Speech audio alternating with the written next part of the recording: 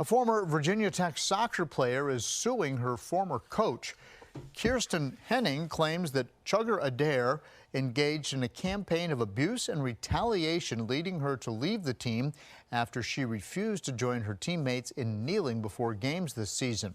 The federal lawsuit says that while her teammates knelt during pre-game ceremonies, Henning remained standing, causing retribution from the coach. The lawsuit seeks to have Henning reinstated on the team. The university is not commenting at this time. All right, guys, welcome back to the channel. Now, you've seen the intro. The original dispute actually started, back in 2018 to 2020. The lawsuit was filed in 2021, and she's just been given the green light for the lawsuit just recently. So let's get into this story. A college soccer player who resigned from her team in 2020 after a dispute with a coach over a pregame social justice ritual has been given the green light to proceed with her lawsuit against the coach. Kirsten Henning played for the Virginia Tech women's soccer team from 2018 to 2020, but ran afoul of Coach Charles Adair in 2020 after she would not kneel before a game while a social justice statement was read, according to the New York Post. Now, you guys know how 2020 was. It was a year filled with ramped up emotions, a lot going on, but this was the time period where you couldn't dare question Black Lives Matter. You could not dare to question it. It was just something that you didn't do if, you liked your safety, if you liked your job, if you liked not being canceled, you wouldn't speak up against BLM. Now, her amongst her teammates, she didn't want to kneel before the game with her teammates. And I don't think she was the only one not kneeling, but, she got a lot of the backlash from it. But let's keep reading. Henning filed suit against Adair in 2021, alleging that because she refused to kneel, he benched her, subjected her to repeat verbal abuse, and forced her off the team, according to WSLS-TV. Henning said in her lawsuit that although she supports social justice and believes that Black Lives Matter, she does not support BLM, the organization, citing its tactics and core tenets of its mission statement, including defunding the police, according to Fox News. Now, I got to say, this is a pretty smart girl, a pretty bright girl, because this is something that she picked up on from back in 2018, 2020, and hell, a lot of people still don't even know what really went down with BLM, or they might just be refusing to admit it, whatever it may be. But she was hip to the BS from a long time ago, and she chose to stand up for herself and what she believed in. I got massive respect for that. Judge Thomas Cullen held that ultimately Adair may convince a jury that this coaching decision was based solely on Henning's poor play during the UVA game, but the court, viewing the evidence in the light most favorable to Henning, cannot reach that conclusion as a matter of law.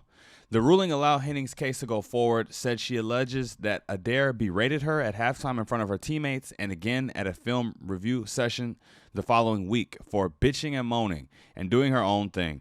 The ruling said the coach claimed he was unaware Henning did not kneel and that he criticized her and limited her playing time because she was not playing well.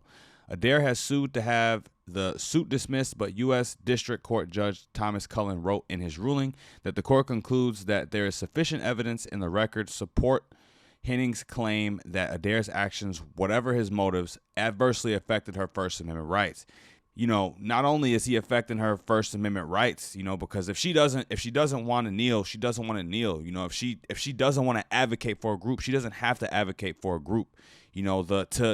It's one thing to be peer pressured from your team or to have your teammates talking about you for doing it, but your coach, the coach is supposed to have everyone on the team's back. At the very least, you should be able to go to your coach for some type of support, but unfortunately, she did not have that situation.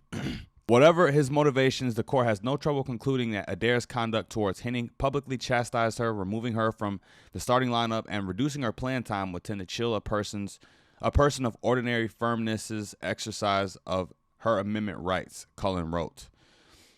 Noting that Henning bowed to pressure and knelt before the next two games before she quit the team, Cullen wrote. A reasonable jury in some could find that Adair's actions reasonably chilled Henning's First Amendment expression. The court noted that photographs from the game film clearly depict Adair, who is kneeling on the sideline looking at Henning's direction as she is remaining standing, making it unlikely he was aware of her actions.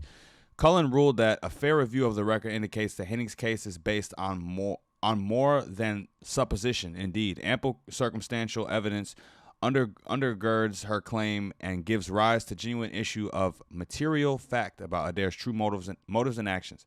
The ruling said Henning was known to have conservative views and that Adair had indirectly criticized it. The evidence of Adair's apparent views on this issue, as reflected in his alleged criticism of All Lives Matter supporters and Henning's well-known conservative leanings and lack of support for BLM, further support an inference that Adair had a retaliatory motive when he criticized and later benched Henning for refusing to kneel during the unity statement.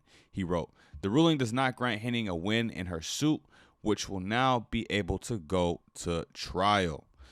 If this case revolves solely around Henning's First Amendment rights and her First Amendment expressions, I think she has a great chance of winning this. And like I was going to get to a little bit earlier, not only did it affect her, did it hinder her freedom of speech, her First Amendment expression, she played soccer on the team from freshman year all the way to her senior year. So she took the sport very seriously. I don't know how good she was, but she may have been looking to go up to the next level, to play professionally, to play for her country. And, to bench someone because they don't agree with your politics is just extremely petty. And it's something that you don't expect an adult to do. But unfortunately, we have, adults who behave like children. And the irony that to look back at everything to where we are now, he's getting sued because of what he did.